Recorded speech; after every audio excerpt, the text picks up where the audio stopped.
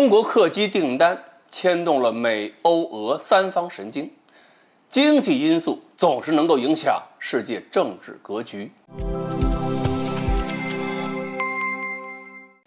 各位网友，大家好，我是刘小飞。7月的第一天呢，这法国人大概是想跟中国一起庆祝7·1了，因为中国3大航空集团，南航、国航、东航都宣布了跟空客公司签订了购买协议。然后呢，这个3个大航空公司将分别向空客购买96架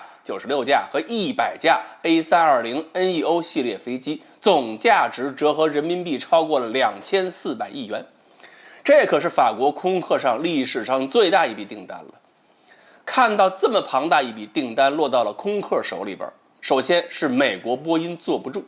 然后美国彭博社就发表文章说，这笔订单可能给美国波音公司带来巨大冲击。毕竟市场总量一定前提下，法国人多吃一口，美国人就要少吃一口。至于为什么这次给空客这么大订单呢？国内媒体已经做了很多分析，比如有的媒体认为这是对美国一种制裁，还有人认为这是美国客机安全性不足自己作死作出来的，基本上都挺有道理。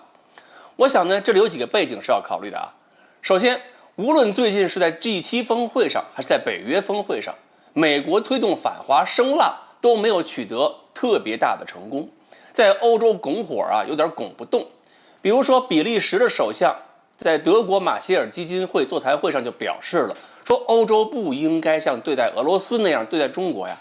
欧洲最不该做的就是跟中国敌对。不管你承认不承认，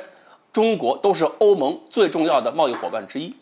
而荷兰首相在访谈中也说了，说欧洲应该与美国协调的同时，制定一个欧洲自己的独立的对华政策，别自以为跟中国敌对就能帮助香港还有新疆的反华势力，那帮不了谁。至于说德国现在在大幅度增加对华投资，德国大众汽车那个董事长还批评了德国政府对中国不够友好，说新疆问题，中国政府在新疆问题上只是希望西部欠发达地区实现工业化，他们大众公司希望能够留在新疆。现在美国政府逼着各个企业离开新疆，对谁都没好处。那么这个时候，我们加强一下跟欧洲的贸易关系，也是与美国的对华政策还有俄乌战争给中国造成的负面影响形成一个有效对冲。所以呢，这第一个背景还是经济问题。欧洲国家谁也不会愿意跟钱过不去啊！中国和欧洲经贸联系越紧密，美国在 G7 还有北约的说服力就越不足。国际关系嘛，说到底也是生态关系，不管什么国家都是在围绕着资源还有资源的分配权展开了外交、经济和军事活动。其实把生物学里边那些生态学概念学好了，再看国际关系就特别好懂。另一个背景呢是技术问题。波音737 MAX 连续出问题以后呢，已经让人对波音公司的设计方案产生了疑虑，所以即使不考虑政治因素，购买安全性、可靠性更高的空客飞机也是情理之中。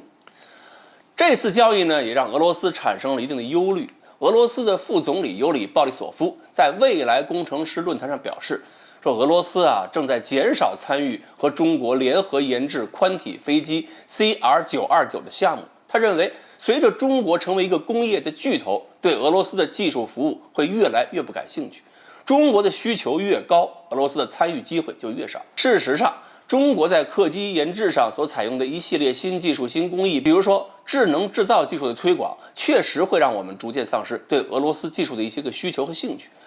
而且呢，929最初是中国跟西方制造商共同参与下完成的，现在呢要变成俄罗斯跟中国联合研制的话，很多设计会要推翻重新做，所以研制周期会更长。这段时间我们不能干等着吧，总要买飞机的。所以这里边纯粹是技术跟商业因素，并不是某些网友所解释的要跟俄罗斯拉开距离。最后呢，我们再回过头来看一下美国媒体和波音公司的反应。美国有媒体就认为这事儿还涉及到了波音公司对台销售武器是中国对波音公司的打击，而波音公司也表示希望美国政府能够切实的改善一下中美关系，不然美国公司日子也不好过。不管美国媒体说的对不对，不管波音说的话管不管用，有这个认识和态度还算是不错。好，关于2400亿人民币的大订单，这些客机要在国际上扮演什么样的砝码？今天呢就说到这里，欢迎大家继续关注我们的栏目，我们下期再说。